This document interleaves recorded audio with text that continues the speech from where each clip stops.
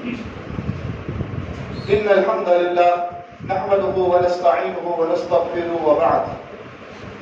شب برات کے حوالے سے چند باتیں کرنا ضروری سمجھتا ہوں. ہمارے ہاں یہ بات مشہور کی جاتی ہے کہ اس رات میں بڑا کچھ ہوتا ہے، گناہ معاف ہوتے ہیں، زندگیوں کے فیصلے ہوتے ہیں، اور پھر پتہ نہیں پتے چڑھتے ہیں، پتے لگتے ہیں، اور پھر رزق کے حوالے سے جو ہے وہ سارا معاملات ہوتا ہے.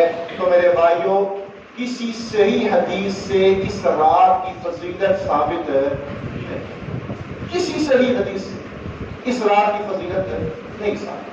قرآن مجید سورۃ الدخان یہ آیت پڑھی جاتی ہے، اِنَّا أَنزَلْنَاهُ فِي لَيْلَةٍ مُبَارَكَةٍ إِنَّا كُنَّا مُنذِرِينَ، کہ ہم نے اس قرآن کو لیلۃ مبارک رات میں نازل کیا ہے.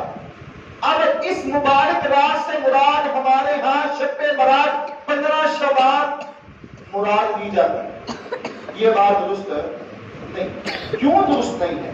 کیونکہ اس کا جواب میرے اللہ نے قرآن کے اندر ہی دیا ہے. اِنَّا أَنزَلْنَاهُ کہ ہم نے اس کتاب کو نازل کیا لیلۃ مبارکہ، مبارک رات میں. اب مبارک رات کون سی ہے؟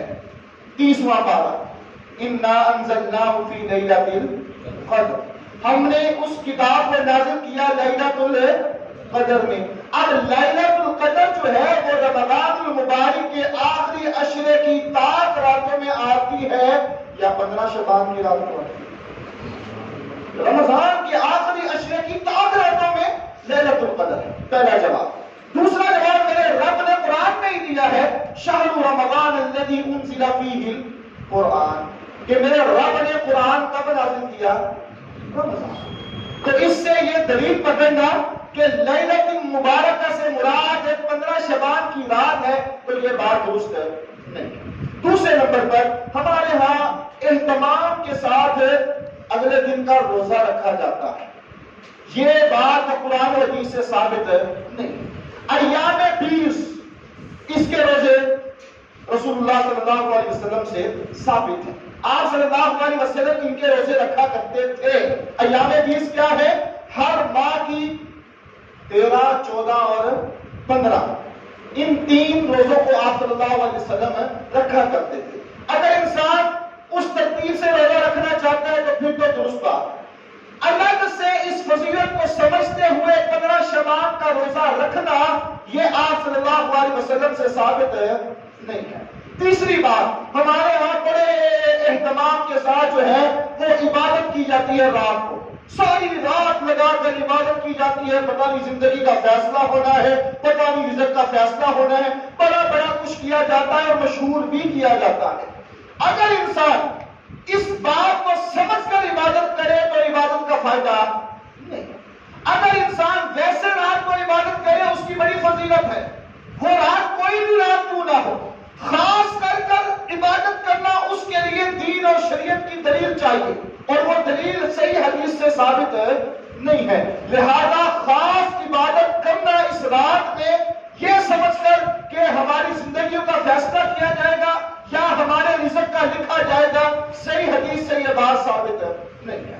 چوتھی بات، ہمارے یہاں قبرستان کی زیارت کرنے کے لیے لوگ جاتے ہیں اہتمام کے ساتھ، عورتیں مرد جو ہیں وہ جاتے ہیں. یہ بات بھی ثابت نہیں ہے. وہ ایک روایت دیتی ہیں ترمذی کی کہ اللہ کے نبی صلی اللہ علیہ وسلم عائشہ رضی اللہ تعالیٰ عنہ کے گھر میں، انہا کے گھر میں تھے. وہ سو گئی تو آپ اٹھے تو بقیع قبرستان میں چلے گئے. پیچھے سے آپ کی بیوی بھی چلی گئی. وہ دیکھ رہے ہیں کہ دعا کر رہی ہیں. واپسی پر عائشہ رضی اللہ تعالیٰ عنہ پہلے آ گئی اور اللہ کے نبی صلی اللہ علیہ وسلم بعد میں آئے. اس کے بعد آپ نے پوچھا، عائشہ تمہارا تو سانس پھولا ہوا ہے، کیا ہوا؟ یا رسول اللہ صلی اللہ علیہ وسلم کچھ نہیں. کہا عائشہ بتلا دو وگرنہ رب مجھے بتلا دے گا. عائشہ رضی اللہ تعالی عنہا نے یہ ساری بات بتلائی تو آپ نے فرمایا کہ آج 15 شعبان کی رات تھی، تو آج کے رات میرے اللہ نے بنو کلب کی بکریوں کے جتنے بال تھے اس کے عوض میری امت کے لوگوں کو معاف کر دیا ہے. یہ بات ترمذی کی روایت کے پیش نظر پیش کی جاتی ہے. امام ترمذی رحمت اللہ علیہ اس حدیث کو بیان کرنے کے بعد آگے لکھتے ہیں کہ یہ حدیث صحیح نہیں، یہ حدیث ضعیف ہے۔ اب مولانا جو ہے وہ حدیث کو پوری بیان کر دیتے ہیں، لیکن اس کے بعد جو امام ترمذی رحمۃ اللہ علیہ نے اپنی کتاب اس حدیث کے بعد جو ہے وہ تبصرہ کیا ہے، اس کو بیان نہیں ہے۔ یہ بہت بڑی خیانت ہے۔ اب اسی طرح مسئلے کی ایک حدیث صحیح مسلم میں بھی ہے، صحیح مسلم میں یہ پورا واقعہ صحیح مسلم میں بیان ہوا ہے، یہاں تک کہ اللہ کے نبی صلی اللہ علیہ وسلم جب قبرستان گئے واپس آئے اور آپ نے بیوی سے پوچھا اور پھر کہا، بیوی نے بتایا، یہاں تک تو واقعہ مسلم میں موجود ہے۔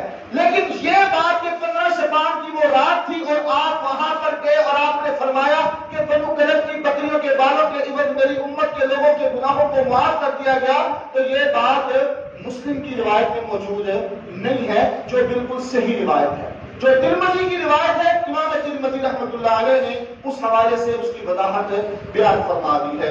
تو میرے بھائیوں، ہم پابند ہیں شریعت کے، قرآن کے، رسول اللہ صلی اللہ علیہ وسلم کے فرمان کے، ہمیں اس کے مطابق زندگی بسر کرنے کی اللہ توفیق عطا فرمائے۔ الحمدللہ۔